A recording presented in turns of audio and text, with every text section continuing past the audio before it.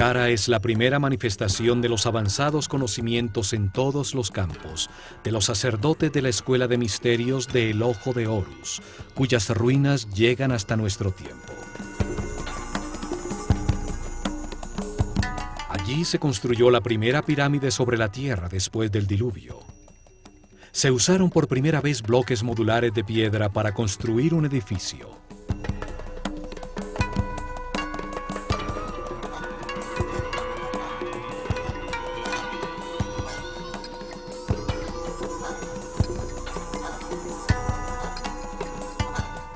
Se tallaron hieroglifos en los muros con los primeros textos religiosos de la historia.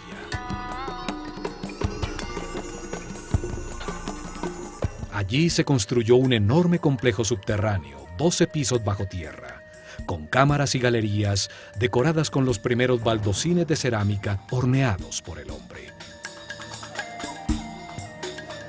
En estas cámaras, bajo tierra, se encontraron más de 40.000 urnas, cuencos y vasos de alabastro. ¿Para qué servían?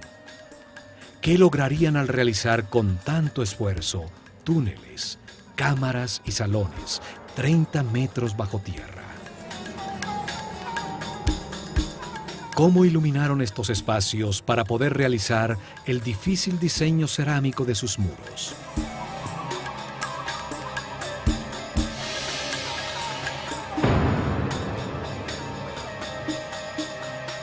¿Por qué las construcciones a ras de tierra son volúmenes macizos de piedra sin ninguna utilidad aparente?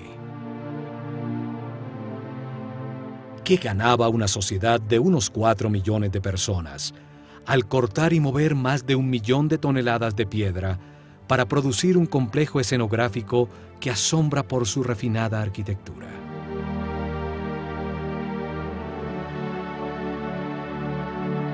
¿Para qué producir un trabajo tan elaborado de tallas en piedra, columnas, bajorrelieves y refinadísimos detalles arquitectónicos para adornar una fachada que no tiene nada en su interior? ¿Cómo pueden darse simultáneamente avanzadas tecnologías que aparecen por primera vez con algo tan inexplicable racionalmente? Saqqara es uno de los misterios más grandes de Egipto. Su historia nos revela las más increíbles respuestas. Comenzando por el genio multifacético, el fabuloso personaje que la diseñó y dirigió su construcción. El arquitecto Imhotep, cuyo nombre significa el sabio que viene en paz. Sumo sacerdote de la Escuela de Misterios de El Ojo de Horus, tiene uno de los lugares destacados en la historia del hombre. Primer ministro, gran visir y canciller del faraón Djoser, que reina en la tercera dinastía, alrededor del año 2800 a.C.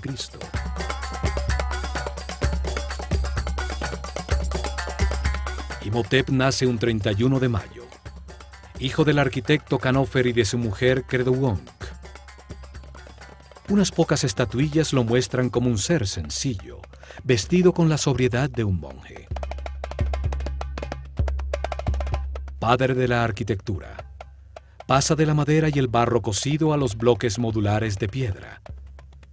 Diseña las primeras columnas talladas con flores de loto en el capitel, los más refinados detalles arquitectónicos.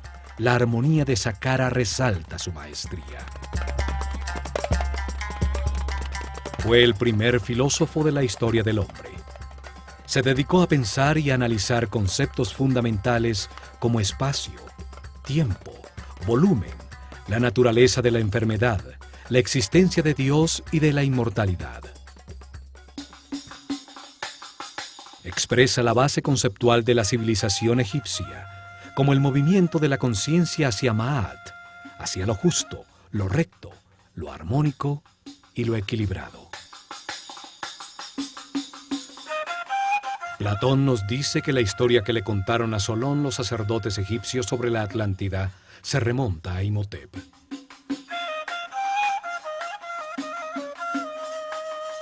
Astrólogo y astrónomo, realizó el primer registro sistemático de la bóveda celeste. Deja los primeros mapas de las constelaciones. Demuestra su conocimiento de la precesión de los equinoccios al usar los cambios de era para determinar las etapas de revelación en el desarrollo espiritual de la civilización egipcia. Pero fueron las grandes dotes de Imhotep como médico las que lo convirtieron en un semidios. Solo 50 años después de su muerte, el faraón Miquerinos le dedicó un templo que fue sitio de peregrinación y curaciones milagrosas. Los griegos que estudiaron en Egipto y que le cambiaron el nombre a todo el mundo, lo llamaron Asclepios o Esculapio, para marcar sus logros como médico. También lo llamaron Hermes Trismegistus, el 3 veces grande, por sus dotes como filósofo y físico que reveló las bases de cómo funciona el universo. Imhotep fue el primero en recopilar información sobre cómo diagnosticar y curar muchas enfermedades. El caduceo, que hoy es el símbolo de la sociedad médica, era la vara de poder de Imhotep. Con ella medía la cantidad de energía vital que un ser humano ha aprendido a procesar en su interior. Así sabía cuál de los centros neurales o chakras utiliza para captar y procesar su energía vital y en dónde tiene imbalances celulares electromagnéticos. Curaba elevando la frecuencia vibratoria del aura o campo electromagnético personal. Esto restablecía el balance de los chakras, permitiendo que volvieran a suministrar la energía vital necesaria a los órganos afectados, la causa real de las enfermedades. El caduceo tiene 2 serpientes que se cruzan sobre los 7 chakras. Los centros neurales sobre la columna vertebral que captan y distribuyen la energía. Simbolizan las 2 polaridades de carga eléctrica y movimientos contrarios que dan lugar al universo dual. En su centro está una columna ondulatoria, formada por parejas de partículas con carga opuesta que se neutralizan y equilibran, la única manera para llegar a la iluminación. Representa al Kundalini, la fuerza vital que sube a través de la columna vertebral. Al desaparecer ese conocimiento, su forma se conserva como el símbolo para curar. Experimentos utilizando su forma como una bobina eléctrica han encontrado que tiene unas misteriosas características.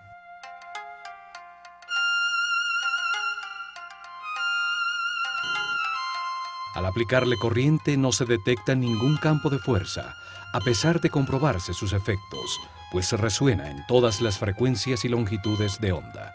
Se pudo utilizar como emisor y receptor de señales radioeléctricas al alinear sus ejes de hierro, como si emitiera señales de láser. El papiro médico Ebers muestra la manera como Imhotep mezclaba la magia con la medicina. Sus fórmulas y remedios para sanar están llenos de rezos y encantamientos, pues consideraba que la medicina no curaría si no se le había dado poder con la energía de la palabra.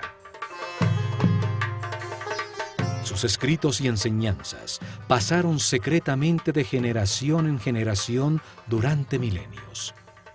Son la base de los conocimientos gnósticos, templarios, illuminatis, rosacruces y masones. Los griegos los llamaron los principios herméticos. Imhotep los dejó para la posteridad en varios papiros y tabletas. Uno de ellos, el Kybalión, habla de los 7 principios fundamentales del universo. Allí afirma que el universo existe en la mente de Dios, que cada hombre es uno de sus pensamientos, con la capacidad de pensar a su vez, que la realidad es un gran sistema, donde todo tiene conciencia y está interconectado. Imhotep fue un maestro del conocimiento. Enseñó la escritura hieroglífica y a tallarla en losas de piedra, produciendo los primeros textos religiosos de la historia. Por esto es asociado con Tot, el néter o principio divino, simbolizado por una figura humana con cabeza de ibis que representa al verbo divino, al creador de la palabra.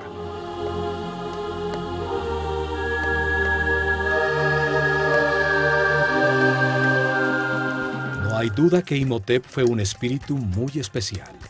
El paso del tiempo lo convierte en un mito, asociado a la divinidad con distintos nombres.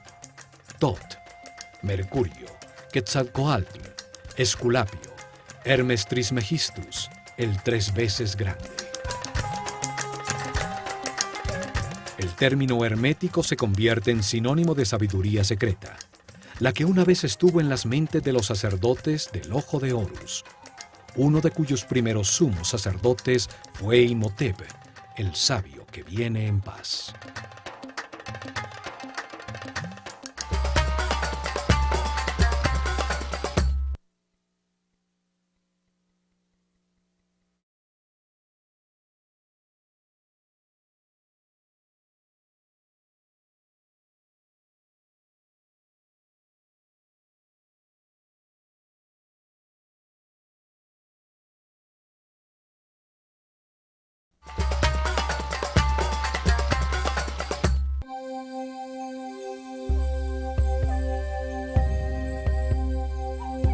Fue Imhotep el que decidió dónde se construiría Saqqara para sus misteriosos propósitos.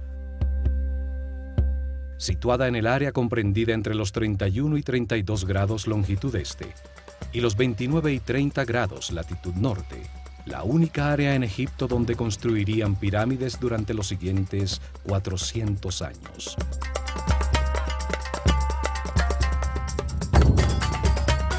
En una zona desértica a 14 kilómetros al sur del Cairo, al lado de Memphis, la desaparecida capital de Egipto. En Meidum, Awara y el Laún están las más al sur, y en Abu Rawash la pirámide más al norte. Sobre una plataforma de piedra que va hasta Giza, 50 metros por encima del nivel del río, hecho que garantizaba que el nivel freático de la zona no inundaría los trabajos subterráneos que tenía planeados. En una zona donde existen otras 8 pirámides menores, construidas en las dinastías 4, 5 y 6. Exactamente sobre uno de los nodos principales de la malla electromagnética del planeta, donde mejor se puede utilizar la fuerza de su energía telúrica para hacer vibrar una gran masa de piedra. En esta área ocurren los efectos electromagnéticos naturales más poderosos del planeta. Allí está localizado uno de sus chakras. Por allí pasa la corriente telúrica, la carga tierra negativa que lleva su energía vital. Un sitio mayor de confluencia de las llamadas Lee Lines, perfecto para que un gran volumen de piedra, con alto contenido de cristales de cuarzo, al vibrar produzca energía estática negativa por la fricción de sus moléculas. La atmósfera en este sector está cargada con 500 voltios por metro cuadrado de corriente positiva, 5 veces lo normal. Es un punto de poder en el planeta que aumenta los efectos energéticos de la pirámide que Imhotep construyó. Esta ubicación de Saqqara era fundamental para poder utilizar la pirámide como un condensador eléctrico que captaba como una antena la energía positiva de la atmósfera en los cristales de cuarzo de las losas de granito que una vez forraron la superficie de sus caras.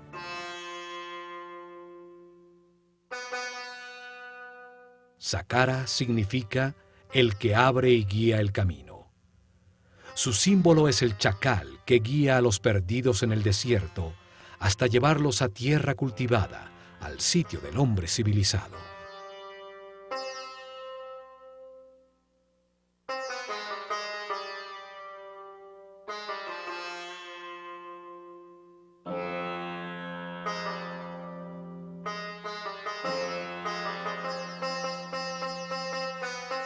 A lo lejos, lo primero que debía verse era la blanca pirámide, recortada sobre el larguísimo muro, el primero realizado por el hombre en bloques de granito cortado con sofisticados bajorrelieves y dinteles. Una obra mucho más complicada que la misma pirámide. 130.000 toneladas de granito de Tura formaban un alto y especial muro de piedra. Rodeaba las 15 hectáreas del complejo, protegiéndolo del caos exterior, dándole una forma rectangular, ajustada exactamente en dirección cardinal norte-sur, paralelo al curso del Nilo.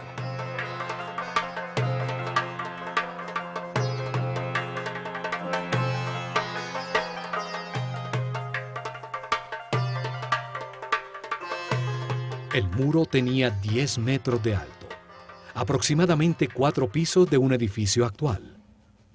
550 metros, 5 cuadras y media en línea recta de norte a sur, y la mitad exacta de esta distancia, 275 metros de ancho de este a oeste. El muro es el primer componente de la máquina cuántica diseñada por Imhotep en Saqqara. Todo el complejo era como un gran circuito electrónico, solo que en piedra y a una escala enorme. El muro actuaba como un cordón electromagnético que aislaba todo el complejo, cerrando y protegiendo el circuito. Para realizar su cometido no necesita de cables eléctricos, solo que las moléculas del material que le da forma tengan un alto contenido de cristales de cuarzo. El granito de Tura, un sitio muy cercano a Saqqara, tiene un gran contenido de cuarzo. El cuarzo organiza sus moléculas en tetraedros, una de las 5 formas básicas que organizan la materia, llamados sólidos platónicos. Al vibrar con el planeta, las caras de los tetraedros se friccionan entre sí, produciendo una carga eléctrica. Los 85.000 metros cúbicos del muro de granito contenían una enorme cantidad de cristales de cuarzo que generaban un poderoso campo de fuerza, una onda radioeléctrica constante. El muro es parte integral de un complejo captador de energía electromagnética cuyo corazón estaba en la pirámide escalonada que con sus 66 metros de altura dominaba el complejo.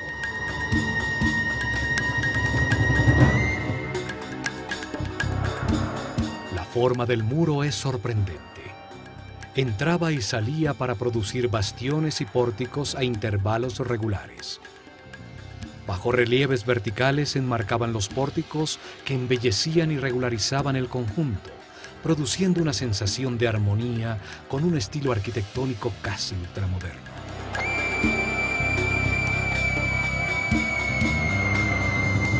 Desde las almenas de su parte superior, a las que se accedía a través de escaleras colocadas a intervalos regulares, se divisaba el paisaje de kilómetros a la redonda y la imponencia de la pirámide escalonada.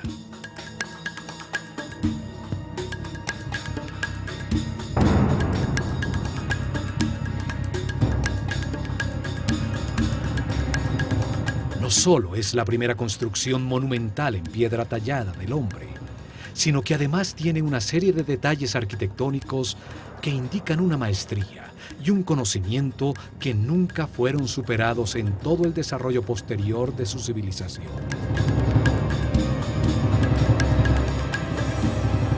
Quince pórticos iguales mimetizaban el único con una puerta verdadera, ubicado en la esquina sureste del enorme rectángulo. Enmarca un estrecho corredor de acceso que solo permite entrar uno por uno a los visitantes de Saqqara.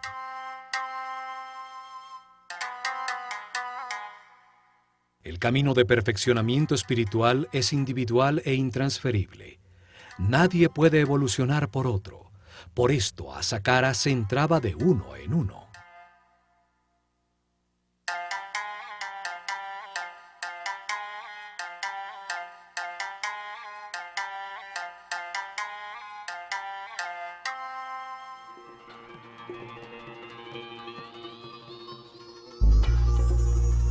Un muro tan alto, con 14 pórticos falsos y uno solo verdadero, una entrada tan estrecha, pareciera haber sido diseñado con propósitos de defensa. Sin embargo, Saqqara nunca tuvo una puerta en su única entrada. La tecnología aplicada restringía el acceso a los seres con mentes primarias, con un aura o campo eléctrico personal cargado negativamente. Desde el largo corredor bajo el muro y a lo largo de toda la galería de las 48 columnas, existía un poderoso campo de fuerza que amplificaba los sentimientos del visitante. Si había odio, miedo o inseguridad en sus corazones, su propia angustia amplificada les impedía el acceso.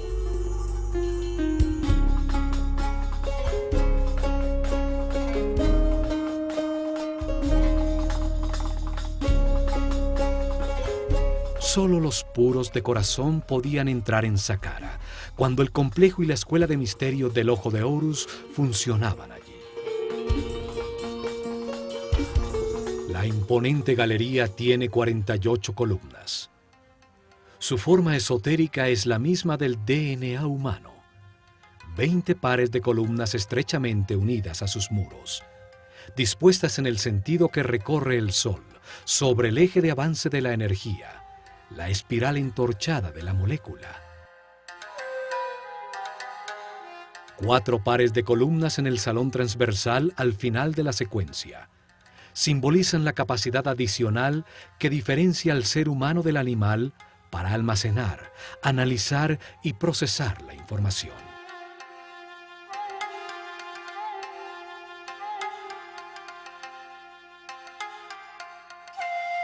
Las columnas totalmente moduladas y con 7 metros de altura estaban dispuestas con una serie de principios arquitectónicos que se repitieron miles de años después en Grecia, en el Partenón. Cada columna tenía la forma de un haz de papiros. El cilindro tenía una ligera convexidad y se estrechaba en su parte superior, acentuando su verticalidad para engañar la vista, que sin este truco las vería curvas desde lejos. El restaurador de Saqqara, Jean-Philippe Loé, también encontró que en la profundidad de la galería, las columnas más lejanas estaban ligeramente más distanciadas entre sí, aumentando la perspectiva y produciendo la sensación que la galería era más grande.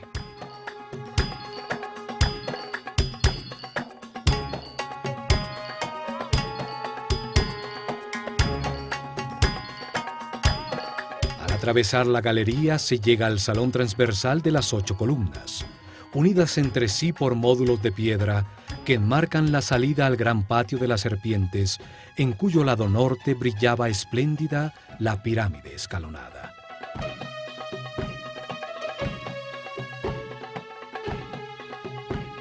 El patio estaba originalmente delimitado por altos muros, con intrincados bajorrelieves. Formaban nichos con la forma que simboliza a una puerta y que posteriormente aparecería en uno de los muros de todas las tumbas egipcias.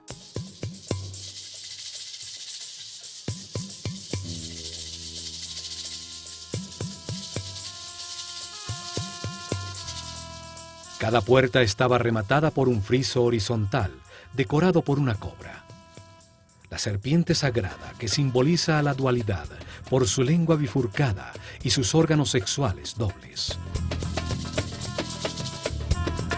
La serpiente simboliza también la determinación para alterar la existencia, de comenzar un viaje evolutivo decidido por sí mismo, de tomar sus propias decisiones. Es la fuente y origen del movimiento.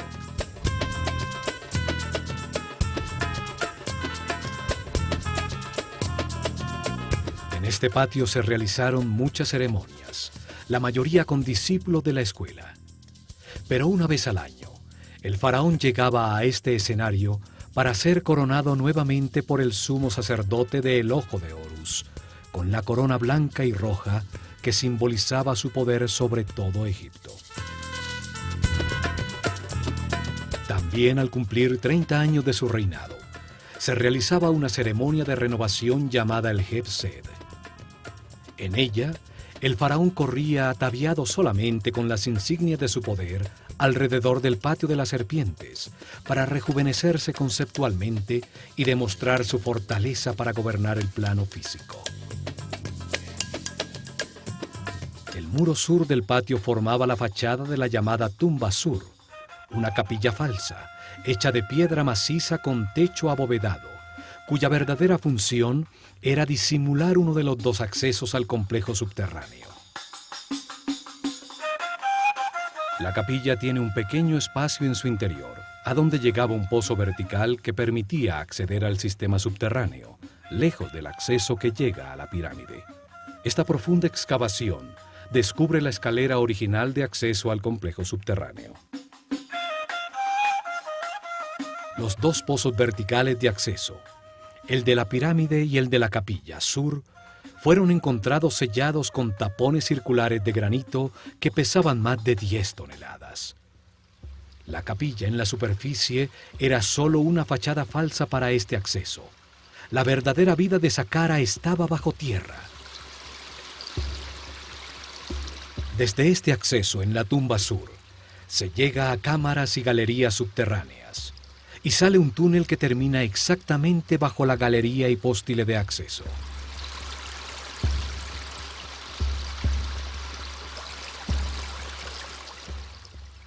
La planta de todo el complejo parece el procesador central de un computador.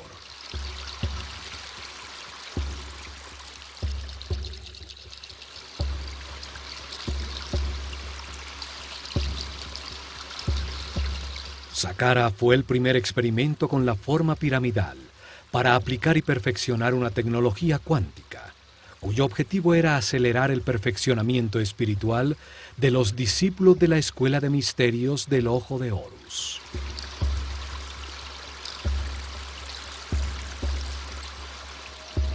Durante 400 años se construyeron alrededor de 100 pirámides con formas, tamaños y materiales distintos, hasta que perfeccionaron el diseño y se construyó la Gran Pirámide de Keops. Conocimientos heredados de la civilización atlante para convertir masivas formas piramidales en máquinas cuánticas para la producción de columnas ondulatorias estacionarias de energía que permitían elevar la frecuencia de vibración de los iniciados.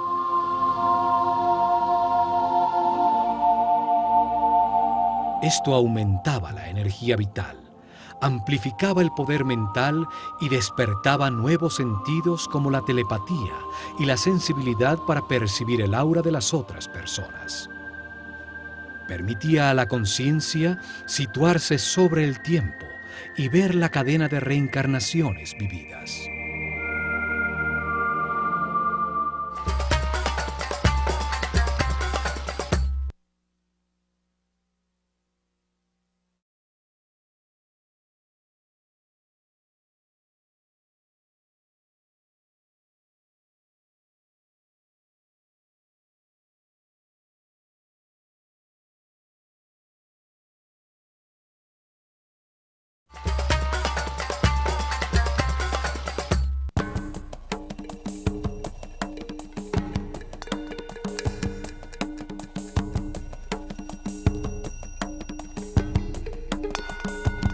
En el lado por donde sale el sol, en el patio de las serpientes, aún permanecen erguidas 3 columnas que formaban el centro del llamado Templo Real del Heb-Sed, un pabellón utilizado por el faraón y los sacerdotes del Ojo de Horus durante las celebraciones.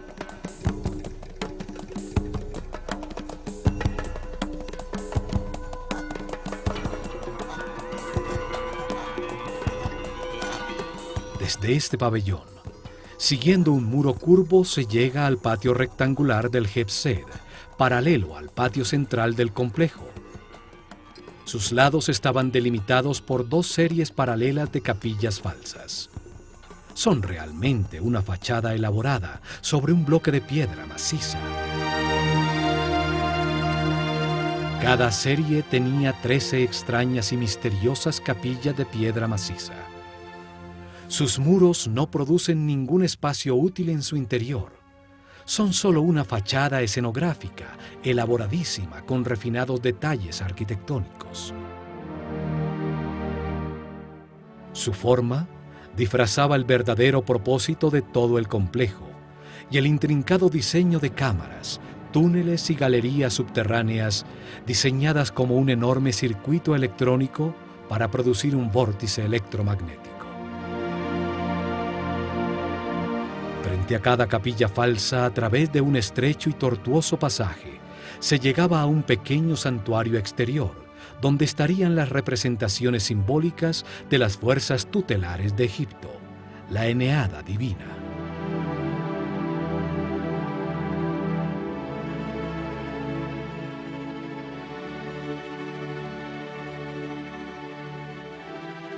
Los muros exteriores estaban profusamente decorados con altos y bajorrelieves de puertas y ventanas falsas, cercas falsas de madera, series de jets, columnas tipo flauta, en fin, una escenografía completa tallada en piedra. Al norte del patio de las capillas falsas, exactamente al este de la pirámide escalonada, están las llamadas Casa Sur y Norte, dos construcciones mucho más grandes pero igual de falsas.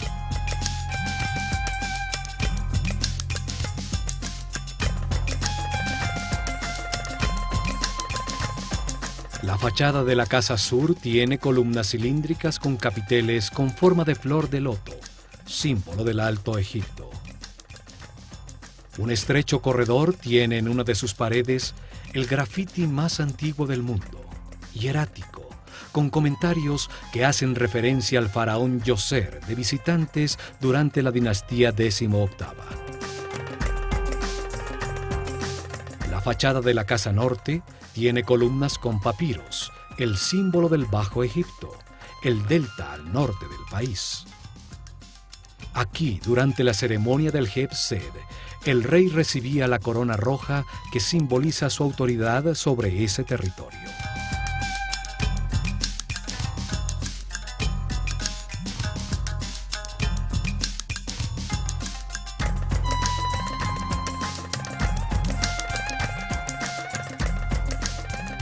Entre la Casa Norte y el llamado templo funerario de Djoser se encontró el llamado Serdab, una pequeña capilla con dos orificios en uno de sus muros. A través de ellos atisbaba hacia el patio exterior una estatua sentada del faraón Djoser, recibiendo la brisa vigorizante del viento norte.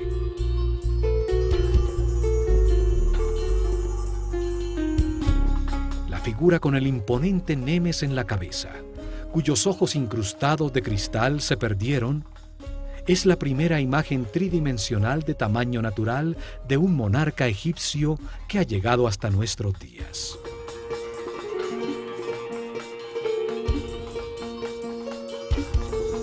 Observa desde hace milenios el estupor que causa a todos los visitantes de Saqqara las construcciones falsas contenidas en sus muros.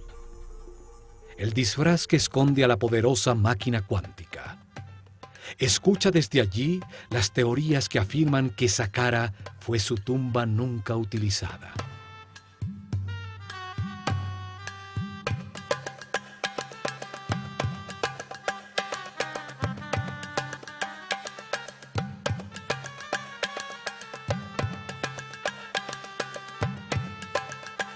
A su lado se encuentran las ruinas del templo adosado a la pirámide, con su único acceso hacia el este, que a través de intrincados laberintos de estrechísimos corredores conducía a dos patios abiertos, uno de los cuales escondía la puerta a la verdadera Saqqara en las profundidades de la tierra.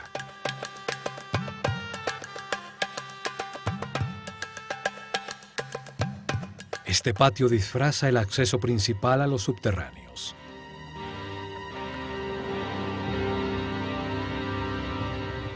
Este esquema de un templo adosado se repite en las pirámides que se construyeron en los siguientes años.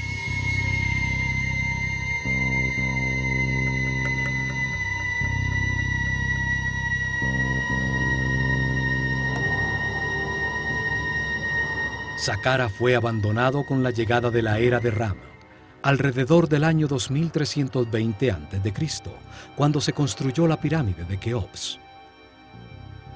El conocimiento sobre los accesos a las cámaras y galerías subterráneas se perdió en el tiempo. La piedra de sus muros fue utilizada como material de construcción.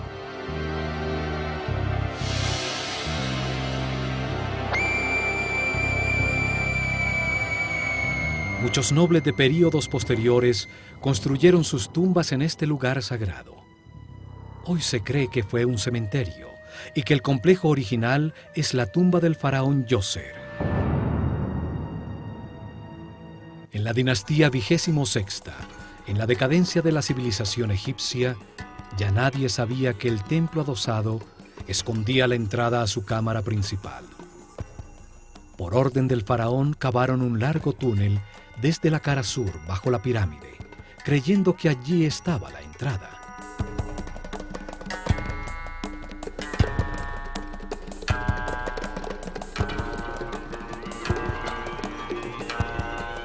Perforaron la durísima roca, dejando columnas en piedra para evitar que el túnel colapsara.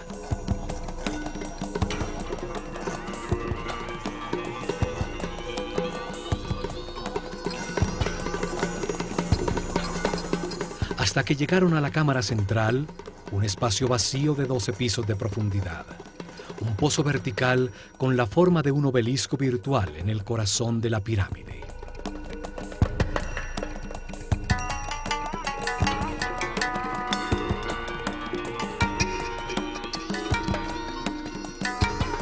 Desde allí descubrieron que el acceso original estaba realmente en la cara norte de la pirámide y pudieron entrar a todo el complejo de galerías subterráneas.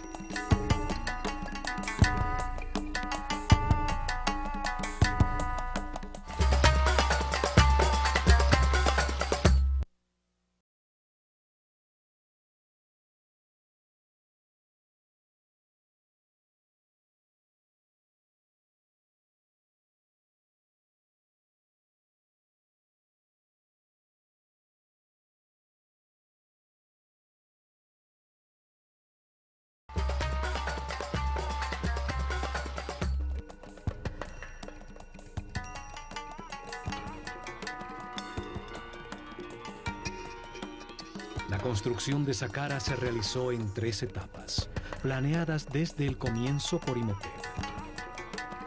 Las etapas permitían que el complejo fuera creciendo y que la pirámide se expandiera como el cuerpo de un ser humano. La primera etapa comienza con la construcción de la columna vertebral del complejo. La excavación del pozo vertical de la pirámide que baja hasta una profundidad de 30 metros, 12 pisos de profundidad, que equivalen al 50% de la altura total de la pirámide terminada.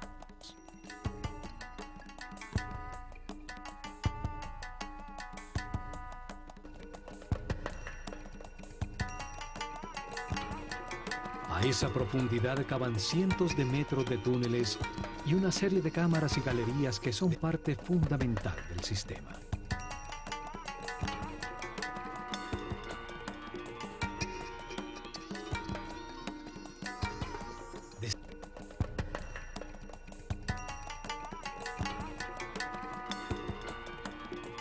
En la segunda etapa, construyeron sobre el complejo subterráneo una pequeña pirámide escalonada. Su volumen y peso era un 50% exacto de la pirámide proyectada. Empleaba solo la mitad de los recursos y del esfuerzo total. Además, se lograba utilizar temporalmente la instalación en su propia construcción. La carga eléctrica generada por la pirámide pequeña era utilizada para producir avenidas electromagnéticas que facilitaban el desplazamiento de todo el material necesario para construir totalmente el complejo.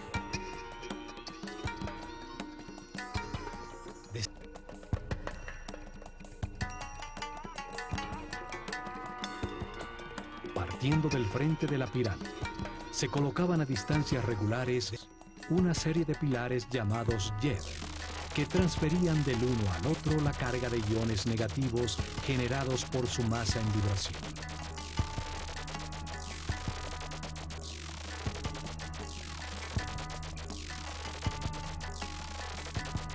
Cada pilar tenía 2 bobinas verticalmente dispuestas de alambre de oro enrollado sobre madera. la primaria en la parte inferior, la secundaria en la parte superior.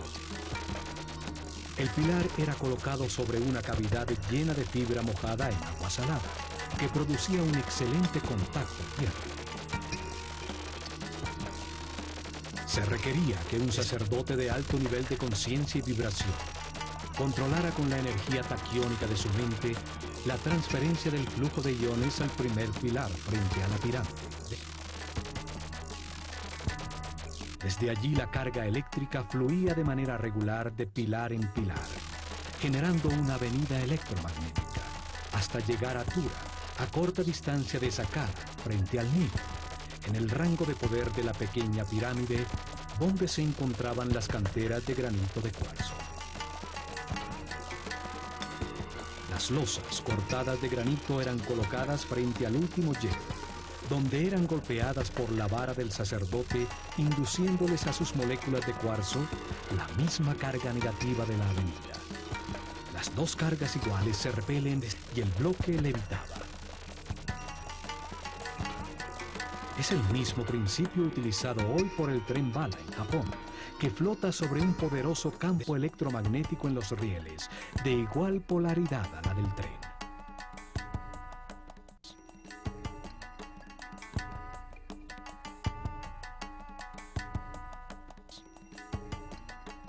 Así, con la primera línea de transporte electromagnético, pudieron mover fácilmente toda la piedra que necesitaban en la tercera etapa.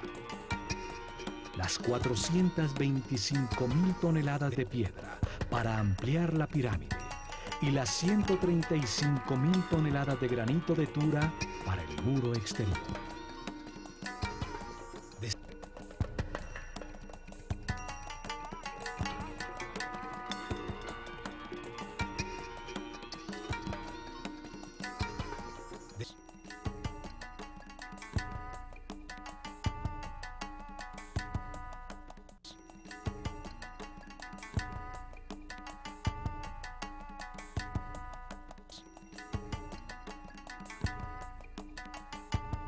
Las etapas permitían utilizar parcialmente la potencia generada y aumentarla en un 50% cuando la pirámide grande estuviera construida. La potencia total garantizaría una avenida electromagnética que llegaría hasta Maidu, el llamado punto medio entre Saqqara y las canteras de granito rojo en el Alto Egipto.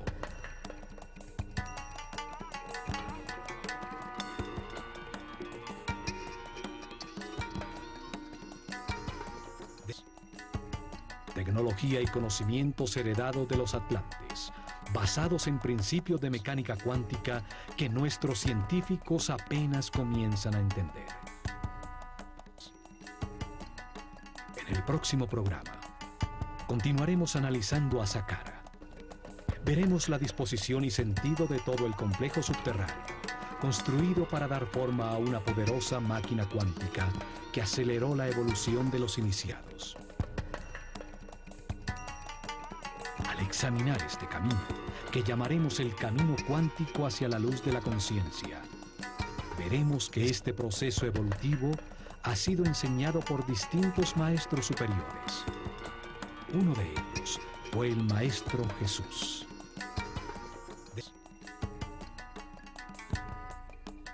Él dijo que si seguíamos el camino de la luz y de la vibración en amor, realizaríamos cosas aún más grandes. Se refería a la utilización de las partículas subatómicas de la luz, la energía taquiónica, la fuerza creativa que dio forma a este universo.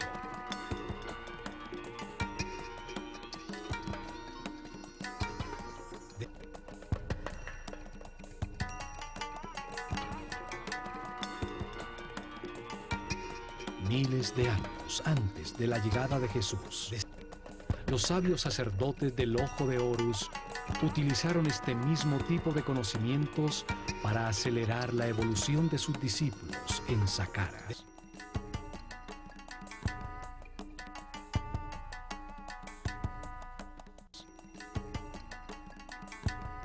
Construyeron masivas formas piramidales, máquinas cuánticas para la producción de columnas ondulatorias de energía que utilizaron para elevar la frecuencia de vibración de los iniciados. Dieron forma a un centro de comunicación con las dimensiones superiores que permitió a los discípulos más avanzados verificar el camino de la luz, recibir información de seres más evolucionados, de maestros superiores.